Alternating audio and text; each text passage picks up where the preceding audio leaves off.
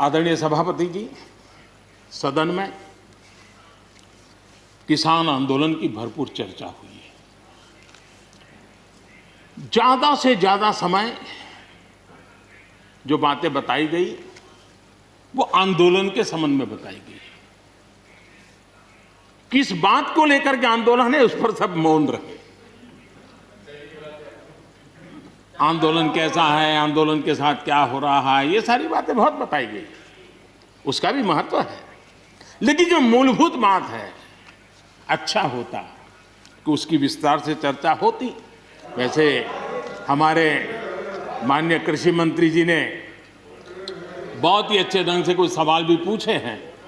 उन सवालों के जवाब तो नहीं मिलेंगे, मुझे खातरी है, लेकिन उन्होंने बहुत ही अच्छे ढंग से इस विषय की इस सदन में चर्चा की है।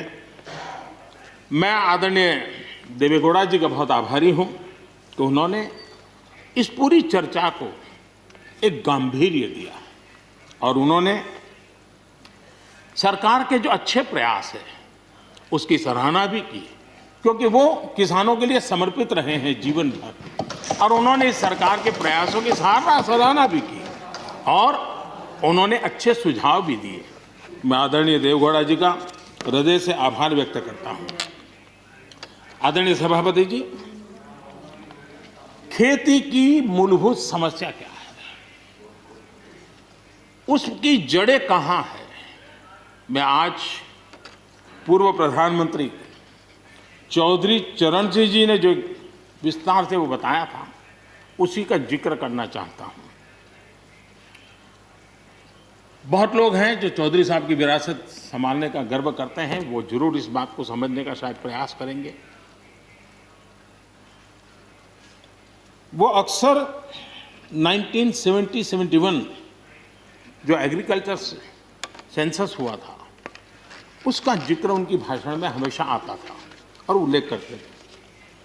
चौधरी चरण सिंह जी ने क्या कहा था, उनका कोट है, किसानों का सेंसस लिया गया तो 33% किसान ऐसे हैं जिनके पास जमीन 2 बीघे से कम है, 2 बीघे नहीं है, 2 बीघे तक है, 2 बीघे से कम। 18% जो किसान कहलाते हैं उनके पास 2 बीघे से 4 बीघे जमीन है, यानी आधा हेक्टर से 1 हेक्टर, ये 51% किसान है। ये चाहे कितनी मेहनत करे, अपनी छोटी सी जमीन पर इनकी गुजर ईमानदारी से उसमें हो नहीं सकती। ये चौधरी चरण सिंह जी का कोट है। छोटे किसानों की दयनीय स्थिति चौधरी चरण सिंह जी के लिए बहुत ही हमेशा पीड़ा देती थी और हमेशा उसकी चिंता करते थे। अब हम आगे देखें, ऐसे किसान जिनके पास 1 हेक्टर से भी कम जमीन होती है, 1971 में वे 51% थे, आज 68% हो चुके हैं।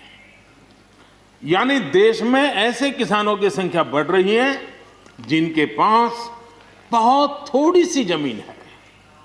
आज लघु और सीमांत किसानों की मिलाएं तो 86% ज्यादा किसान के पास 2 हेक्टर से भी कम जमीन है, और ऐसे किसानों की संख्या 12 करोड़ है। क्या इन 12 करोड़ किसानों के प्रति हमारी कोई जिम्मेवारी नहीं है? क्या देश की कोई जिम्मेवारी नहीं है? क्या हमने कभी हमारी योजनाओं के केंद्र में इन 12 करोड़ किसानों को रखना पड़ेगा कि नहीं रखना पड़ेगा? ये सवाल का जवाब चौधरी चरण सिंह जी हमारे लिए छोड़ करके गए हैं। हमें जवाब को ढूंढना होगा। हमें चौधरी चरण सिंह जी को सच्ची श्रद्धांजलि देने के लिए भी, इस काम के लिए जिसको जो सूझे, जिसको मौका मिले, सबने करना होगा, तब जाकर के हम इन कर सकते हैं। अब पहले की सरकारों की सोच में छोटा किसान था क्या? अगर एक बार हम थोड़ा सोचेंगे तो ध्यान आएगा। मैं आलोचना के लिए नहीं कह रहा, लेकिन हमने सचमुच में, हम सब ने सोचने की आवश्यकता है। जब हम चुनाव आते ही एक कार्यक्रम करते हैं कर्ज माफी। अब वो किसान का कार्यक्रम है कि वोट का कार्यक्रम है, वो तो हिंदुस्तान में हर कोई भली भांति जानता है। लेकिन जब कर्ज माफी करते हैं तब छोटा किसान उससे वंचित रहता है, उसके नसीब में कुछ नहीं आता है, क्योंकि कर्ज माफी जो बैंक से लोन लेता है उसके लिए होती है। छोटा किसान का बेचारा बैंक में खाता नहीं, वो कार लोन लेने जाएगा। हमने छोटे किसान के लिए नहीं किया है, भले ही हमने राजनीति कर ली हो। 1-2 एकड़ जमीन वाले किसान जिसके पास बैंक का खाता भी नहीं है, न वो कर्ज लेता है, न कर्ज माफी का फायदा उसको मिलता है। उसी प्रकार से पहले की फसल बीमा योजना क्या थी? एक प्रकार से वो बीमा जो बैंक गारंटी के रूप में काम करता था, और वो भी छोटे किसान के लिए तो नसीब ही नहीं होता था। वो भी उन्हीं किसानों के लिए होता था जो बैंक से लोन लेता था और उसका इंश्योरेंस होता था, तो बैंक वालों को भी एक विश्वास हो जाता था, चल जाता था। आज 2 हेक्टेयर से कम कितने किसान हो गए जो बैंक से लोन? सिंचाई की सुविधा भी छोटे किसान के नसीब नहीं हुई। बड़े किसान तो बड़ा बड़ा पंप लगा देते थे, ट्यूबवेल कर देते थे, बिजली भी ले लेते थे और बिजली भी मुफ्त मिल जाती थी, उनका काम चल जाता था। छोटे किसान के लिए तो सिंचाई के भी लिए दिक्कत थी, वो तो कभी ट्यूबवेल लगा ही नहीं सकता था, कभी कभी तो उसको बड़े किसान से पानी खरीदना पड़ता था और जो दाम मांगे वो दाम देना पड़ता था। यूरिया, बड़े किसान को यूरिया प्राप्त करने का कोई प्रॉब्लम नहीं था, छोटा किसान को रात रात लाइन में खड़े रहना पड़ता था, उस पर डंडे चलते थे और कभी कभी तो बेचारा यूरिया के बिना घर वापस लौट जाता था। ये हम छोटे किसानों के हाल जानते हैं। 2014 के बाद हमने कुछ परिवर्तन किए।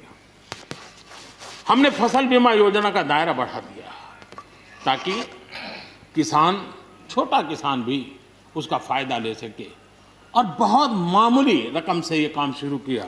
और पिछले 4-5 साल में फसल बीमा योजना के तहत 90,000 करोड़ रुपए, ये छोटी रकम नहीं है, 90,000 करोड़ रुपए उसके क्लेम किसानों को मिले। कर्ज माफी से भी आंकड़ा बड़ा हो जाता है। छोटा किसानों को किसान क्रेडिट कार्ड, हमारे यहाँ किसान क्रेडिट कार्ड हुए, लेकिन बड़े किसानों तक गए और वो बैंक से बहुत ही, कुछ तो राज्यों में 0% से ब्याज से उनको मिल जाते थे पैसे, और उनके कोई दो धंधा व्यापार होता था, पैसे वहाँ भी लग जाते थे। छोटे किसान के नसीब में ये नहीं था। हमने तय किया हिंदुस्तान के हर किसान को किसान क्रेडिट कार्ड देंगे। इतना ही नहीं, हमने उसका तो दायरा फिशरमैन तक भी बढ़ा दिया ताकि वो भी इसका फायदा उठा सके। और 2.25 करोड़ से ज़्यादा किसानों तक ये किसान क्रेडिट का काम पहुंच चुका है, और बाकी भी राज्यों से आग्रह कर रहे हैं कि लगातार उसको आगे बढ़ाएं ताकि ज़्यादा से ज़्यादा किसान इसका लाभ उठा सकें, और राज्यों की मदद जितनी ज़्यादा मिलेगी उतना ज़्यादा ये काम हो जाएगा। उसी प्रकार से हम एक योजना ले आए, प्रधानमंत्री सम्मान निधि योजना। सीधे किसान के खाते में, और ये गरीब किसान को जिसके पास कभी इस प्रकार की मदद नहीं पहुंची। 10 करोड़ ऐसे परिवार हैं जिनको इसका लाभ मिल गया। और अगर बंगाल में राजनीति आड़े न आती तो बंगाल के किसान भी अगर जुड़ गए होते तो ये आंकड़ा उससे भी ज़्यादा होता। और अब तक 1,15,000 करोड़ रुपया इन किसानों के खाते में गया। ये गरीब छोटे किसान, उनके पास गया है। हमारी सब योजनाओं के केंद्र बिंदु में सॉइल हेल्थ कार्ड, हमने 100% सॉइल हेल्थ कार्ड की बात कही ताकि हमारे छोटे किसान को भी उसकी ज़मीन कैसी है, कौन सी उपज के लिए योग्य होगा, हमने 100% सॉइल हेल्थ कार्ड के लिए काम किया। उसी प्रकार से हमने यूरिया का निम्न 100% किया। 100% के पीछे इरादा हमारा यही था कि गरीब से गरीब किसान तक भी यूरिया पहुंचने में रुकावट ना हो, यूरिया डाइवर्ट होता है बंद हो, और उसमें हम सफल भी हुए। छोटे और सीमांत किसानों के लिए हमने पहली बार पेंशन की सुविधा की योजना लेकर के आए, और मैं देख रहा हूं कि धीरे धीरे हमारे छोटे किसान भी आ रहे हैं। उसी प्रकार से प्रधानमंत्री ग्राम सड़क योजना, प्रधानमंत्री ग्राम सड़क योजना ये सिर्फ एक रोड नहीं है, ये किसानों की गांव की जिंदगी को बदलने का एक बहुत बड़ा यश रेखा होती है और इसलिए हमने उस पर भी बल दिया। पहली बार हमने किसान रेल की कल्पना की। छोटा किसान का माल बिकता नहीं था, आज किसान रेल के कारण गांव का किसान रेलवे के माध्यम से मुंबई के बाजार तक अपना माल बेचने लगा, फल सब्जी बेचने लगा है, उसका लाभ ले रहा है, छोटे किसान को फायदा हो रहा है। किसान उड़ान के द्वारा हवाई जहाज से अब जैसे हमारे नॉर्थ ईस्ट इतनी बढ़िया बढ़िया चीजें, लेकिन ट्रांसपोर्टेशन सिस्टम के अभाव में वहां का किसान हमारा बेनिफिट नहीं ले पाता था। आज उसको किसान उड़ान योजना का लाभ मिल रहा है।